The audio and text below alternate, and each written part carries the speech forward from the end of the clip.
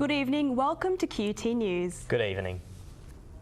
A North Queensland woman is recovering in hospital after a remarkable survival story. 17 days ago, Shannon Fraser disappeared from a local swimming hole. Brisbane prepared to come to a halt at next month's G20. More than 20 streets and bridges in the CBD and South Brisbane will be shut down, and it will cause major disruptions. The Turkish Prime Minister has called for calm in the wake of violent protests which have claimed more than 20 lives. Meantime, US and British diplomats say they're willing to look at a safe haven along the border with Syria. Looking again at our main story, a cancer nurse is being tested for Ebola. She just returned from treating people infected with the virus in Sierra Leone. This year.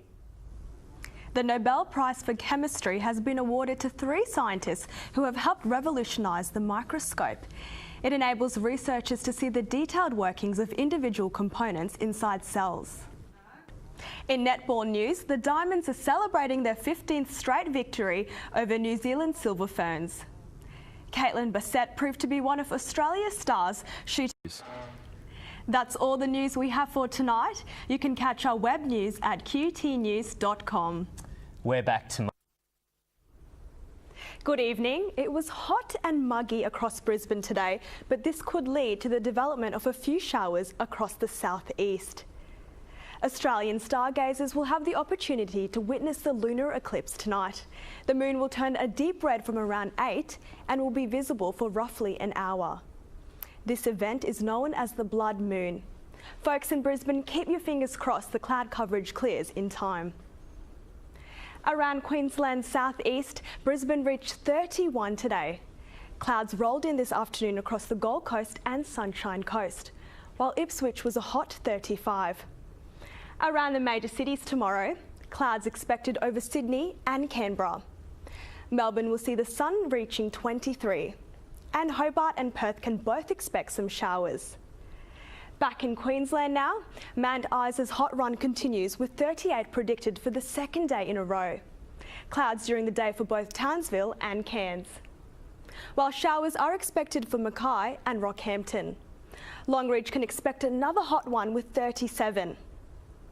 On Moreton Bay, expect 10 to 15 knot southerly winds with seas to about 1 metre. The sun will rise at 5:19 and set at 5:52. The Gold Coast tomorrow will see some morning showers with a top of 25. Similar weather for the Sunshine Coast with showers expected. The outlook for Brisbane over the next 3 days. Tomorrow we will see showers. The clouds will stick around heading into the weekend. That's the weather for tonight. Back to you, Whitney. Thanks, Nam. The group known as the Choir of Hard Knocks, which was set up to help the disadvantaged, is branching out. It is now launching a school of hard knocks to teach more than just singing and help the homeless get back on their feet. And still to come, the A-League football season gets underway. Welcome back. And we take a look now at the Ebola crisis overseas. The UK and US have stepped up their screening at their international airports to stop the spread of the disease. The US Centre for Disease Control has warned the world it can't let Ebola become the new AIDS.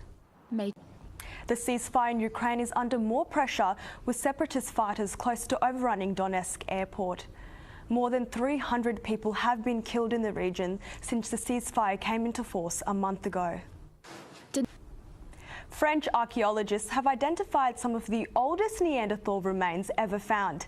They say the 200,000-year-old bones will give a fresh insight into humans' closest extinct relative. The pre-Neanderthal remains. An escapee has created a stir in Cheshire when he turned himself in to local police. The unnamed felon had recently absconded from a nearby paddock. One visitor to the police station tried to discourage the equine escapee. Louise Priddle, QUT News. Well, it's Friday again and time to look at what's on over the weekend with Kane Burgess. And if you like German food, you're in for a treat. Expect you, Namrata. Thanks, Kane. Some of Brisbane's young residents are stepping in to help the homeless. They are giving up their own time to do some good in the community. We'll be back Monday night with more QUT News. Good night. Prime Minister Tony Abbott has ruled out increasing taxes to pay for Australia's military operations in Iraq.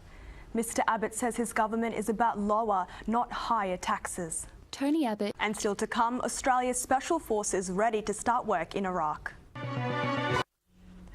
Welcome back.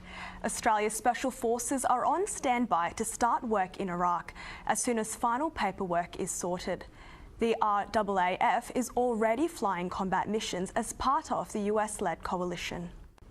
The deadly Ebola virus has now moved to Europe. A Spanish nurse has tested positive for Ebola after treating 2 infected patients in a Madrid hospital. A bus crash in northern Peru has left at least 18 people dead and 27 injured.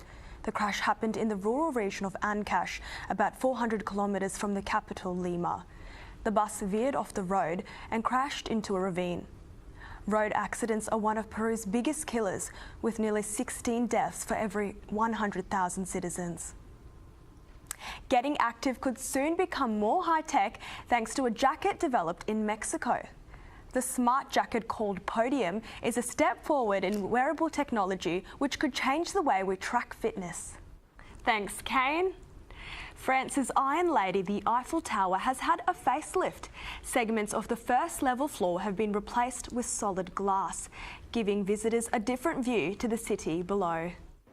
The first floor was previously the least visited level, as most tourists were more interested in the view from the top. We'll be back tomorrow night with more QUT news. Good night.